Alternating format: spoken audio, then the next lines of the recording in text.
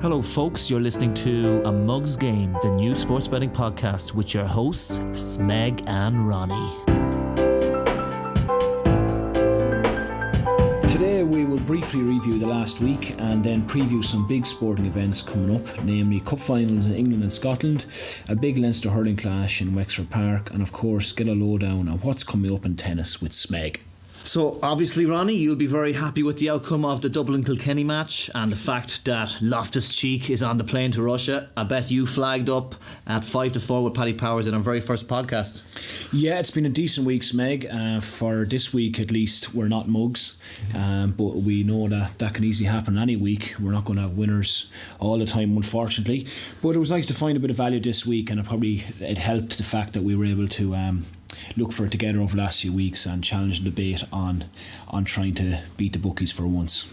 Yeah, that's it. And look. For example, from my own point of view with the tennis, obviously after the week before having tipped up Mertens at 11-4, we had tipped up Carina Busta to win his quarter at Rome. That's right. And he fell in the final hurdle at the quarterfinals. Against Silic, Silic is coming into a bit of form, but back in 95, he ends up at 6-5 shot. Sometimes you're not going to win all those. Sometimes a good bet can be a losing bet. Yeah, and sometimes a bad bet can be a winning bet. If you back a 1-4 shot in tennis or a 1-5 or 1-6, and they end up winning in a final set tiebreak, you win the bet, but you've made a bad bet there. On the opposite, if you back a 9-2 shot and they lose in a final set tiebreak, you've made a good bet. So that's just the way it is. Sometimes we're just trying to find value. That's the whole point. We're going to do our best to make the best decisions we can, and hopefully we can pick winners for you. And of course some weeks we won't, but we'll just keep plugging away. So that said, Ronnie, can you tell me 3 lessons that you've learned from the past week, either from a betting point of view or just a sporting point of view in general? Okay, 3 from the last week. We'll take first on as a lesson from soccer. I suppose it's more a confirmation of something we spoke about last week as regards the higher the stakes, the more corners there are in a match. Since we last spoke, there have been playoffs, and we're just going to focus on the Championship and League One. So there was two-legged semi-finals, which ultimately evolved. 8 matches were on last week, first leg and second leg for 4 different ties. So there were 8 matches on. Again, most bookmakers kept their average line of corners at the 9-10 at the 9-10 number, 9-10 line, and 7 out of 8 of those games, so over 87% of those games had over 10 corners. They had numbers like 11, 12, even 13, 14, 15 corners in those games, and the one that wasn't was exactly 10. So if you backed over 9 in all those games, you'd 100% profit from 8 matches. If you went with the over 10 line, slightly better odds, maybe 10 to 11 instead of 8 to 11, basically something like that, you would have 87.5% of the time you would have won your bet. So it's showing the stakes involved in those playoff games where you had even teams playing, trying to get up a division. You had the Championship ones coming up, huge money to go up to Premier League, so everything at stake. It just led to more gung-ho stuff at some stage in the game where 3 or 4 corners were rattled off because a team's mentality had to change. They had to get the ball from one end of the pitch to the other as quick as possible. And it's not like you say, sure, teams have to win every week. No, they don't. They don't have to win every week. You know what I mean? A normal league game, a team does not actually have to win. But in these finals or knockout games, that mentality comes into play where teams have to win, and just more corners just happen because of that. And that's why it's important to look at when we come to the World Cup or even FA Cup final tomorrow, Chelsea United, or Champions League final next week, and we look back at the stats, there will be slightly more corners than the average game in these big games. That's a lesson. At the group stage of the World Cup, especially because in the knockout stages, sometimes teams can maybe play for the penalty shootout. Absolutely, when it gets to that stage, absolutely. That was the first lesson I would say from the week's Meg, based on stuff. The second one would be from a hurling point of view. I'll go back to Offaly Galway game last Saturday night. I suppose we should learn a lesson here that Offaly are going to concede goals in this Leinster Championship. Kevin Martin is in there. He's well respected by everybody, and he's kind of gone away from what they've had last couple of years, where Kevin Ryan was there last year and they played with a sweeper, or even 2 sweepers they played with when they played Galway last year, just to stop goals. A negative way of playing, but ultimately it actually in a way it worked. They conceded, I think Galway scored 33 points against them last year, so they didn't actually get a goal on them. Last Saturday night they played, and Offaly went man on man, conceded 5 goals, and that was with their own keeper, Owen Cahill, who plays from Mary I, was excellent on goal. Joe Canning missed a penalty. Galway got 5 goals. but could have got 8 or 9. It's a worrying sign for Offaly. If they are going to keep going with this man-on-man stuff, they're just not quite good enough or fast enough for the big teams like Galway last weekend, maybe Kilkenny this week, maybe Wexford in a couple of weeks. I think it's something we should keep an eye on. I was looking at the market for this Sunday. Offaly go down to Nolan Park to play Kilkenny. Kilkenny to get more than one goal is 3 to 10. Maybe that could be put in with something. Or if you want to go for Kilkenny over 2 goals at evens, I wouldn't turn anybody off that. Offaly look like they're going to concede goals if they're going to keep playing like this, and judging by a couple of things Kevin Martin has said during the week, it doesn't sound like they're going to change. They're just going to go man on man, and it's a bit dangerous looking at last Saturday night. Yeah, I mean, it's a bit of a case of damned if you do, damned if you don't. Yeah. From a supporter's point of view, you can't. You play like that and you concede 6 or 7 goals in a match, and they're saying, why don't you put more lads in defence? And then if you put more lads in defence, it's ugly hurling. So that's it. I suppose they'd put up a good score themselves. I suppose the other way of looking at it is maybe Galway. Maybe that's another lesson we can learn from it. Galway didn't score a goal even at $1 last year. Maybe there's more of a focus on that this year, something different. That if there's a half a chance on, might go for it. I wouldn't quite say that yet because of the way the game was last week. But it'd be interesting to watch Galway maybe against Kenny in their next game. See if their style of play has changed a bit, because definitely last year they were happy to shoot from 40-50 yards in a lot of games. Remember the Leinster final against Wexford, they were very happy to hit 29 points and not threaten the goal. It could be a lesson that probably, if you ask me lessons, it's a lesson to look out for from the last week. That's for sure. And what about a third lesson? Is there anything else? Well, a third lesson for me last week, it wouldn't be a betting lesson. It would be actually, I don't know if you know him, Brian Gavin. He's a hurling referee for years, Meg. He retired in January, and I suppose this week he might have reaffirmed, or he certainly showed what a clown he is. He gave an interview the other night to Off the Ball and News Talk, national airwaves, and he completely made up a story about an Offaly footballer, Nigel Dunn, who was taken off against Wicklow last Sunday and came back on in the second half. I think he missed a penalty after he came back on, and he obviously had ulterior motives when he was speaking about this. He works for Midland Radio now, and he was inverted commas in the know, and he said that this player Nigel Dunn left the dressing room, left the ground to go down to his car to drive back to home. He was so pissed off he was taken off. He's since come out, Nigel Dunn, and he put up that that's not true. He didn't even have his car there. He came on the team bus, of course, like everyone else. So he left the dressing room. He was just outside the dressing room, down the hall, whatever. Probably, and was pissed off. He said he was sulking, but he certainly didn't leave the ground. And it's just like Gavin to come out and just fabricate a story like that about an amateur player. It could be any of our relations. An amateur player playing football for him, and to say these things, these lies that put forth such a bad. Obviously, I would. Yeah, I would say what it is actually, Smeg. It could be he might have missed the attention he was getting as referee. Now he's not a referee, and this is one way to get this attention back on him, because I don't know why anyone would do that otherwise.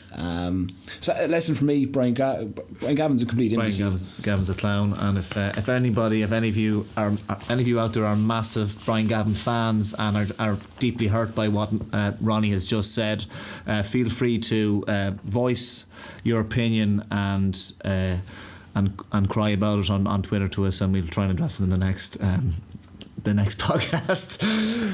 So basically I want to go back, because you did mention the FA Cup when you were talking about when you had your spiel on the corners, and I was just wondering what your thoughts on that coming up. Are you looking forward to the game, and have you found any betting angles to exploit? Well, I am looking forward to it, United and Chelsea tomorrow at 5:15 in Wembley. As regards an outright betting game, I couldn't really understand how anyone could really actually bet on who would win that game. And when it gets to a final like that, two teams are very, very even. Someone could have their opinion. I think United win, I think Chelsea win, whatever, but to actually bet money on that, I wouldn't see a bet in that situation. I'd rarely see one in a final like that, to be honest, Meg, where you can actually put your money where your mouth is in a situation like that. Everybody knows every player there, the bookies know them, and there's no real, I don't really see where the margin is to get one over them in a situation like that. I think you've got to go deeper into the markets. There's 100 odd markets there. Surely there's something, but you've got to go deeper. You have to be more creative. Markets. You do. You've got to look and see what else is there, rather than the win, a draw, lose market, basically, because that's very, very difficult.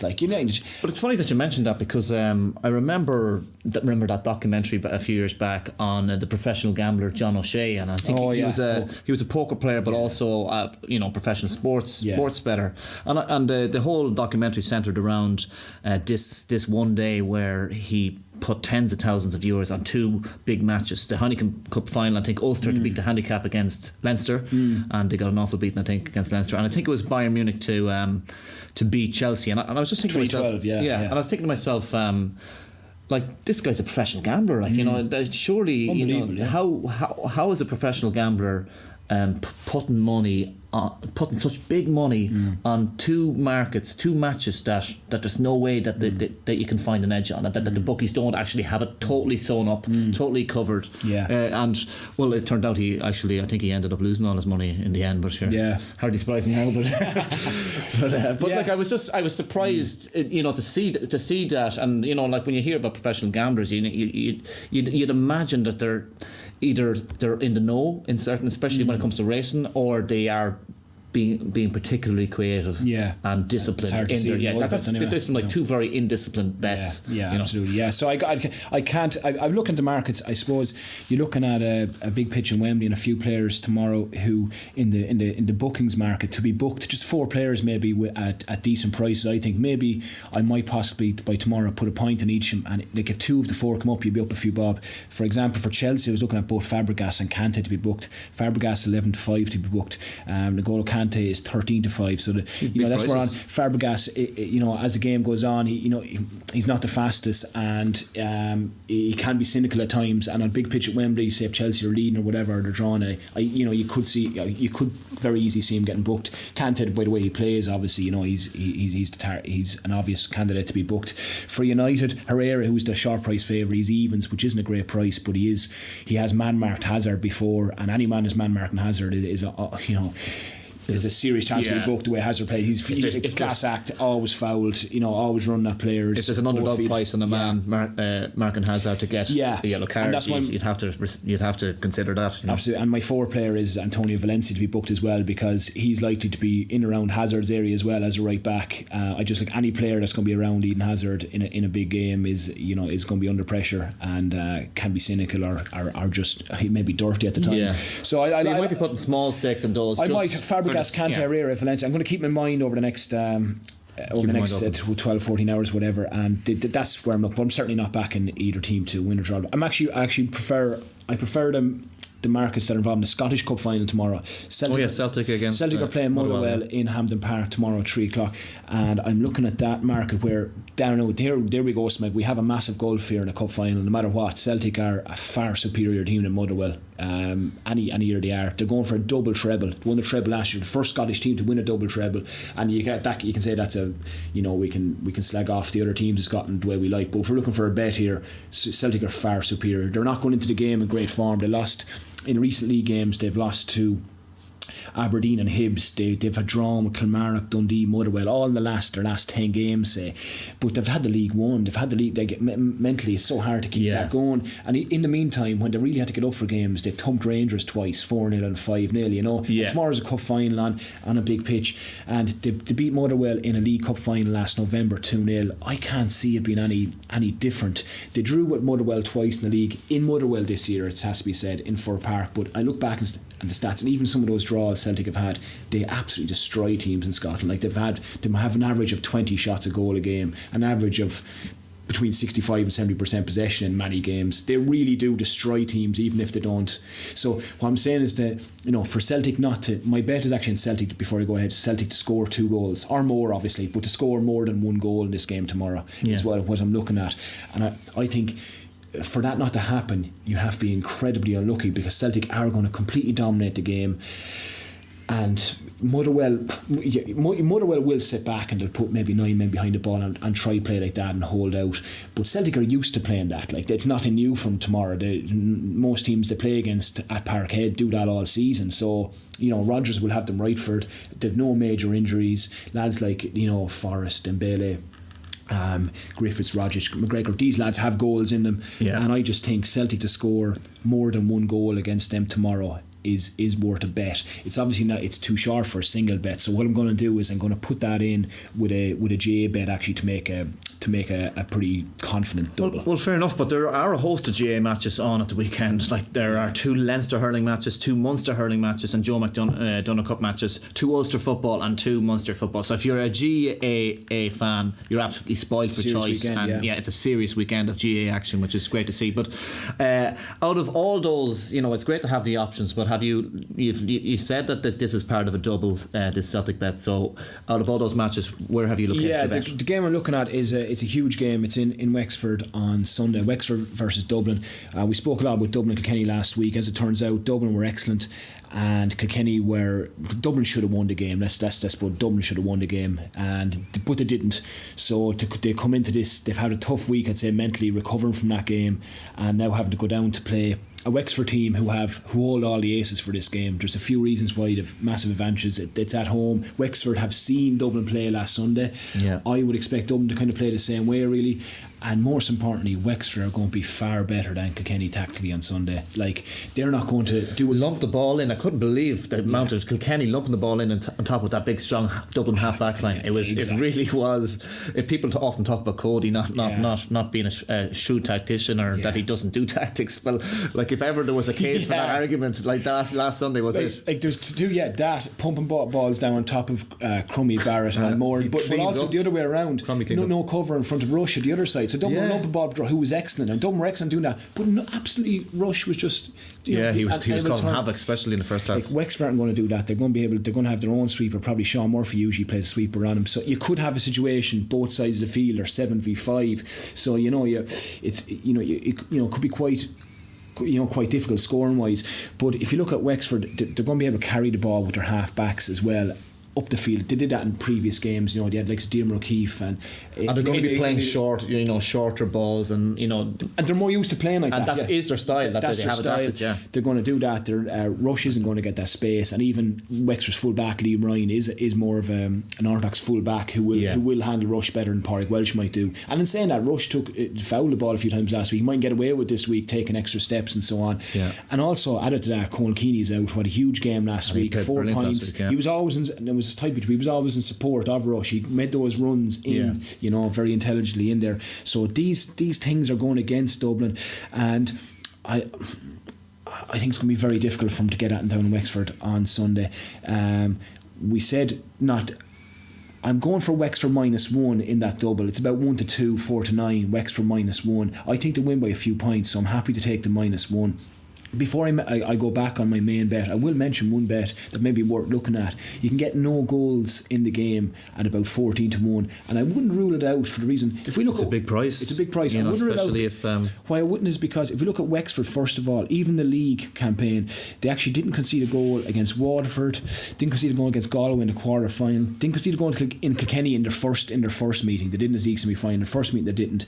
Against Clare and Cork they conceded 1 goal to both of them, and even last year's championship, Wexford just don't concede many goals. They just don't concede goals, and maybe you look at Dublin's defence last week, how good it was, and it is their best part of their team's defence. You saw Kilkenny's only goal last week it should have been a free out. Paddy Smith was fouled. So you look at that, I wouldn't surprise me if we had a scoring of, say, I don't know, 27 points to 19, 27 points to 20, something like that. So I wouldn't rule out that 14-1 on no goal scorer.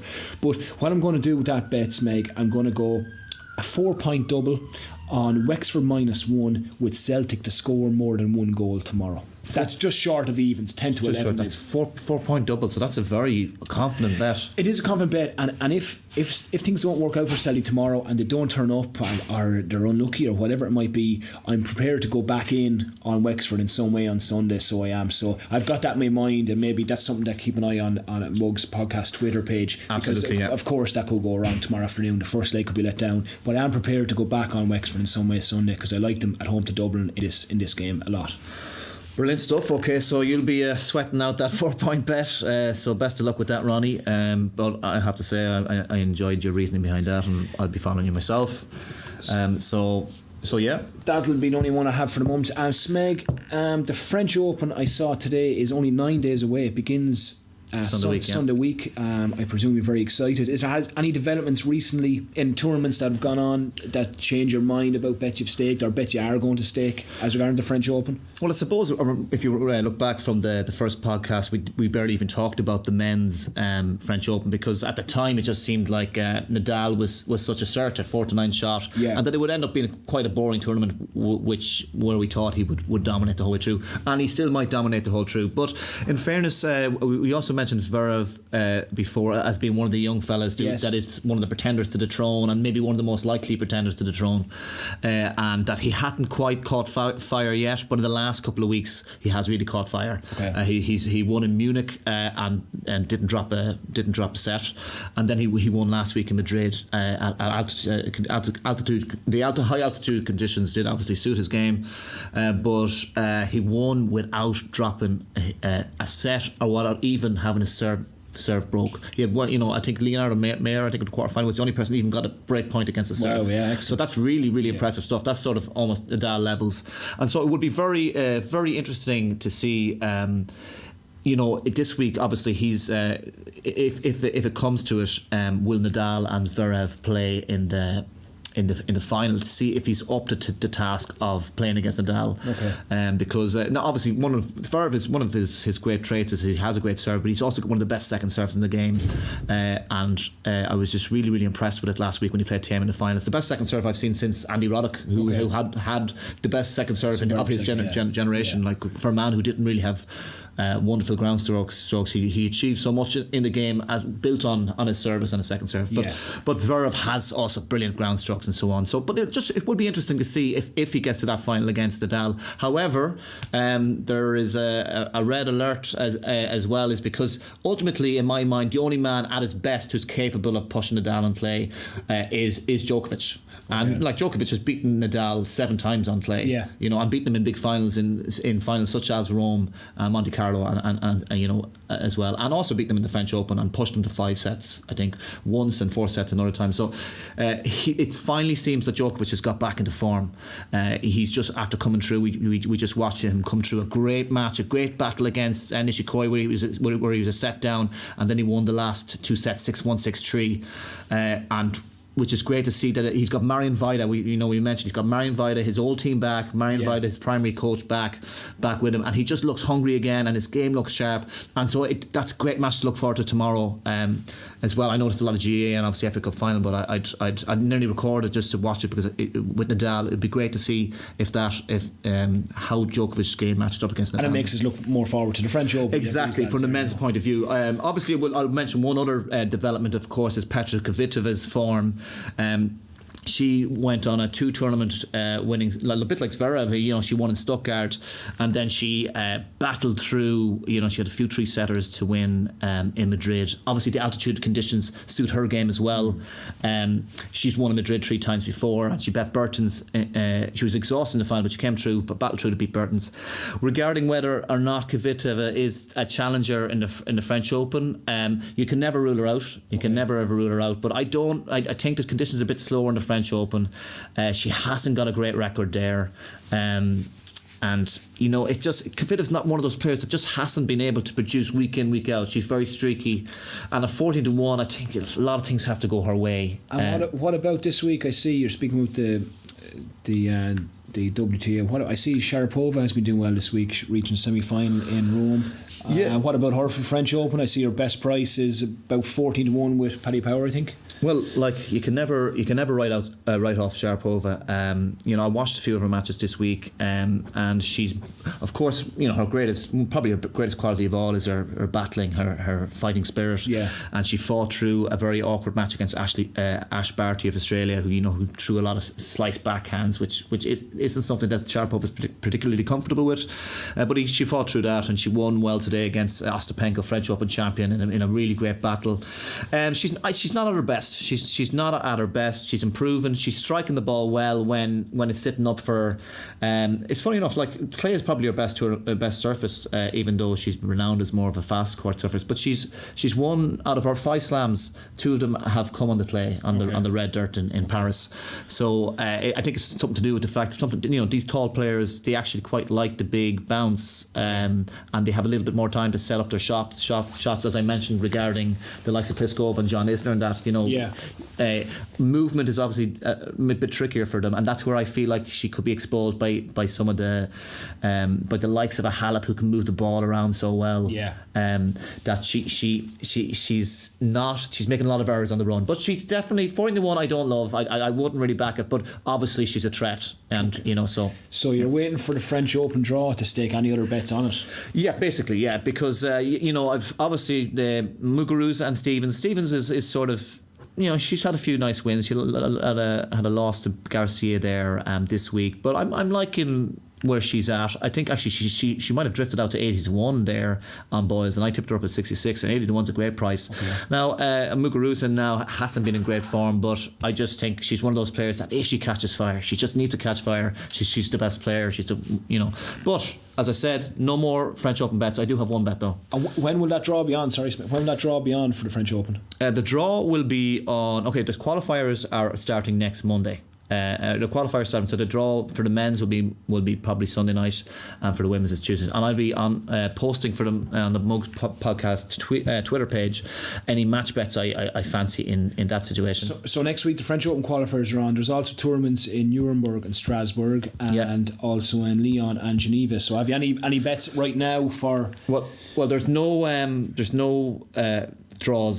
main draws out for those yet. There's no markets out for those yet, but there's one rule of thumb or one principle I like to follow regarding these pre-slam tournaments. The week before a tournament, you often have these pre-slam tournaments, and often you have a lot of the big players that are in the draws for those tournaments, but they don't really care.